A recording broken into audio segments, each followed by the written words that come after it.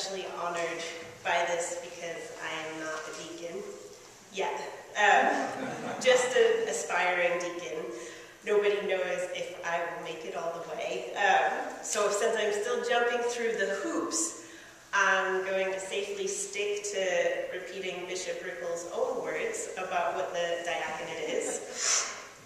Bishop Rickles says, the deacon's job is to go out into the world, find trouble, and bring it back to the church. Remaining faithful to that charge, I am here this morning to trouble you, just like this parable. It's an easy one, right? It's standard. There's not a lot of obscure references to ancient farming techniques. There's a couple stock human characters, the mean, legalistic guy, the judge who hates God, and everybody else, you know which side you're supposed to be against. And then the stout-hearted widow as our heroine. Jesus generously gives us the moral of the story before he even tells us what happened. Pray always and don't lose heart. Easy.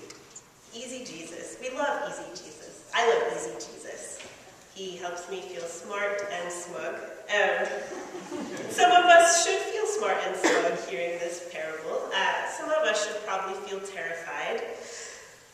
This widow is not just going toe-to-toe with one grumpy judge. She's going toe-to-toe with an entire social order. She's not just seeking justice against one opponent.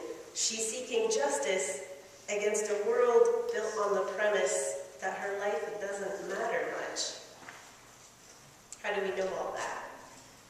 Isn't it just a parable? We don't have hard evidence showing that this widow or her adversary or the judge were living, breathing historical figures. Jesus doesn't mention any other players. Why read more into it? We don't even know what the widow was so stubbornly demanding, which, come to think of it, why doesn't Jesus tell us that? Isn't that important? Apparently not. The pieces of this story that seem important to Jesus are just twofold. One, the widow fights for herself, and two, she wins. Widows in Roman-occupied Palestine in Jesus' lifetime were disposable. You may have heard Jesus recycling that message we find throughout the law and the prophets in the Hebrew scriptures, the one about always caring for the orphans and the widows. So that's one big hint about the status of widows. When God has to endlessly nag the people about something, they probably haven't been doing a great job at it. Moses nags, Isaiah nags, Jesus nags. Scribes record and distribute all these respective nagging reminders. The people of Israel keep on abusing the poor and vulnerable among them, like the widows. On top of this, by the time Jesus is born, there's the Roman Empire to deal with, which certainly offers no haven to the rebellious people of Galilee, where they've crushed several uprisings already.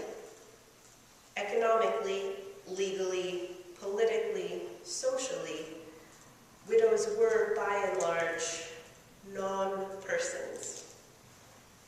But the disciples, as eyewitnesses, didn't need as much explanation as we do on what life was like for Galilean widows. They saw that. They did, however, need to learn something. Jesus evidently thought they needed a story about a widow who refused to let this system crush her. This is a different message than Jesus telling them, be nice to the widows. Throw them some extra alms once in a while. It's also a different message than telling the disciples, rescue the widows because they are helpless. Jesus doesn't say that. He says there was a widow who demanded that her voice voice and her life be valued in this world. She had the guts, the brains, and the endurance to make it happen. She broke through an unjust system instead of allowing it to break her. Be like her. God is a just judge, but this world is riddled with unjust judges, and I need disciples who can restore faithfulness here and now. Restore it the way this widow did. When you are oppressed, cry out. When your leaders betray you, call them out. Wear them out. Even the ones whose hearts cannot be moved will have to answer for their abuses if you keep showing up like she did. So, where is the deacon in this story? I don't know. It's tempting, but I don't think we can easily say Jesus is the deacon, or even the widow is the deacon. Personally, I like to imagine that the widow is holding a megaphone, maybe a big one. It doesn't distort her words or clean them up and make them respectable sounding for the court. It doesn't make her argument more palatable for the hostile judge. It's just a megaphone. It makes her voice louder and clearer. It's annoying. It's consistent. It makes the widow hard to ignore. I think that imaginary megaphone is the deacon.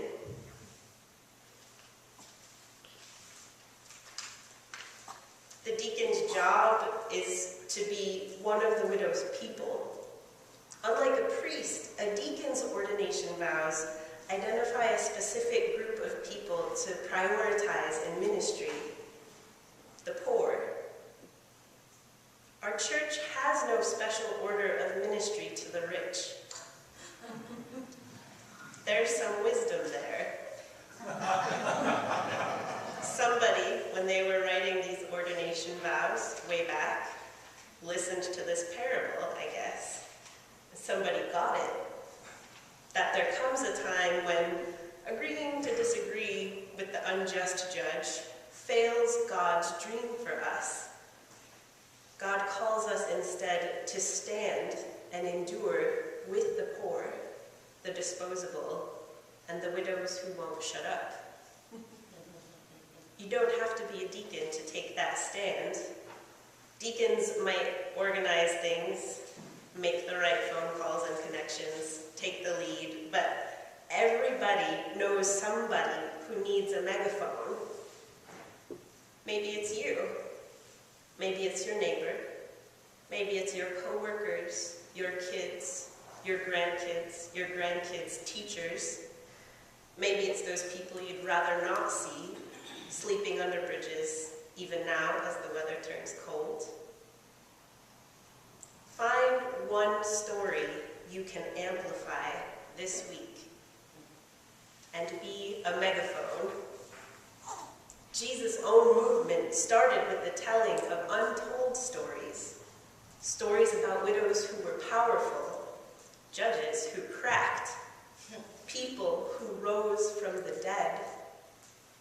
Impossible stories that got so loud they started coming true. That's how movements always begin. Our stories can do that. Our stories have to do that. Because when the Son of Man comes,